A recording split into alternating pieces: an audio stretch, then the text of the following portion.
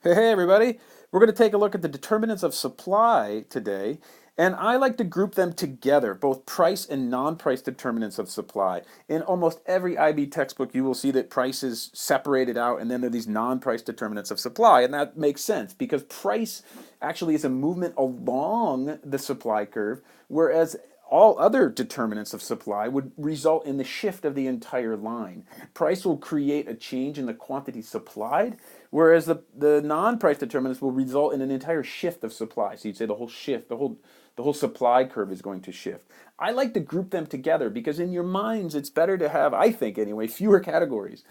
And if you think about determinants of supply, and price is one of them, of course, because it's on the graph after all, right? The simple supply and demand graph has price quantity on the axes.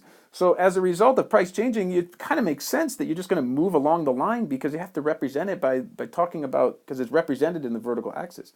As opposed to non-price determinants of supply, like the cost of factors of production, well, that's not on the graph. And therefore, as a result of that, you have to move the whole curve. So that's how I like to explain it, and I think that students find it helpful. So here they are, determinants of supply. Price, the cost of the factors of production, the price of related goods, the state of technology, expectations of producers, government interventions, whether they put a subsidy or a tax on something, and then the size of the marketplace will all determine the producer's willingness and ability to supply something to the marketplace. So here's the first one. Take a look. Price. Well, this is the obvious one, right? It gets to the root of the law of supply. If prices go up, then supply will go up. The quantity supplied will go up, it really should say. If prices go down, then the quantity supplied will go down. And this results in a movement along the supply curve. And this makes sense. If we start off at P and you're a producer and you're thinking, man, if the price just went up on my product, what am I going to do? Well, I'm willing to, and hopefully able to produce more. So as price goes up, suppliers are going to say, hey, we can make more money, we can make more money. And if you know anything about revenue boxes, take a look at P, at this PQ combination. That's a revenue box, right? And so is P1Q1, and that revenue box is a lot bigger than the other box. And as a result, they're going to make more, they're going to have more revenue, and assuming maybe more profitable. But in any event, if the price goes up, then it's just going to be a movement along the curve. Likewise, if we were to start at P1 and the price were to drop to P, then people be like, ooh, look it, I don't know, I'm going to lose a lot of revenue by just moving down the line there. So price is a determinant of supply, and as a result of price being on the vertical axis, it's just going to be represented by a shift. I'd rather not a shift, a movement along the supply curve, and you will say that the quantity supplied has changed. The rest of the determinants of supply actually result in a shift of the curve inward or outward. So the cost of the factors of production, this is the biggest one. This is like, what does it cost firms in order to make something? If costs of any of the factors of production increase, supply will decrease. If the costs of any of the factors of production decrease, then supply will increase. And of course, this can result in a shift of the supply curve. So what do I mean by that? Well, if you're starting off by S, right, and all of a sudden it becomes really cheap. You maybe move your factory overseas, and all of a sudden you have cheaper labor, right? I'm sorry, I'm going the wrong way. Cheaper labor, and the cost of the factors of production has gone down, then you're going to be willing and able at every price point to supply more. If all of a sudden there's a new union contract and you have to pay your workers more, or a new minimum wage going in place, the cost of your factors of production has gone up. And as a result, the willingness and ability to supply whatever good to the marketplace would go down. And so the entire supply curve would shift inward. And you could say that for any of the factors of production, right? Land, labor, capital, and entrepreneurship. The price of related goods also determines a producer's willingness and ability to produce a particular product. So substitutions in production. If another good that a firm could produce rises in price, firms will produce more of it and less of what they used to produce. So a good example would be like footballs and volleyballs.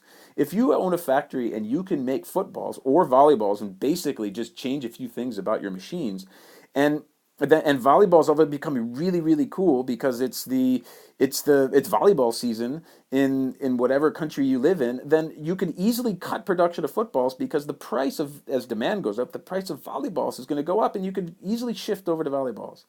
Another example, like skateboards and rollerblades. Rollerblades are inline skates, and they became very cool, 15, 20 years ago. And all of a sudden, people were buying rollerblades instead of buying skateboards. So if you make rollerblades or skateboards, it might be very easy for you just to switch from one to the other.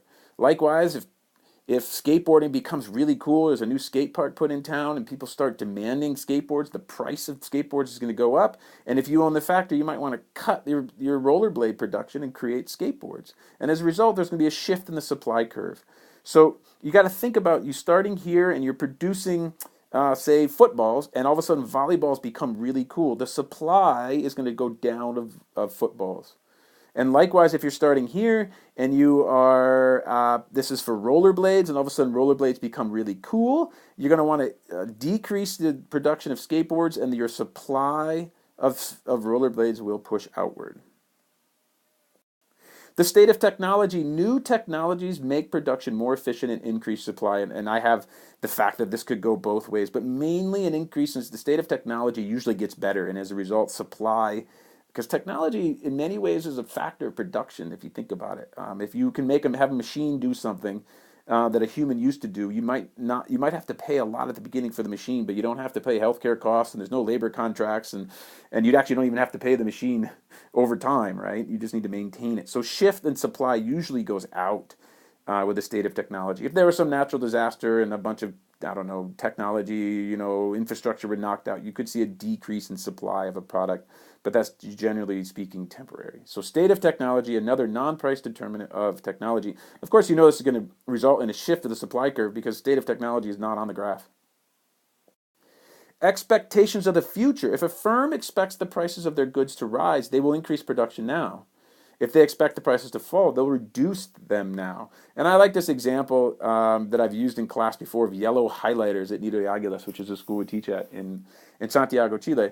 If a student all of a sudden knew that there's another school in the neighborhood that forced all high school all high school students to buy yellow highlighters, 2 of them as part of their supplies for the quarter or for the semester, and you're a student there and you had a highlighter factory, you might want to increase your supply of yellow highlighters because you know that the demand for them is going to go up, but the price is going to go up. So you could take advantage of the fact that maybe next semester at Nido, students will have to buy yellow highlighters. So you might want to increase the production now.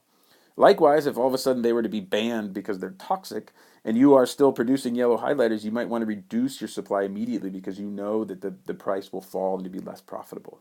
Okay, so this is going to result in a shift of the supply curve, maybe outward or inward, depending on the situation.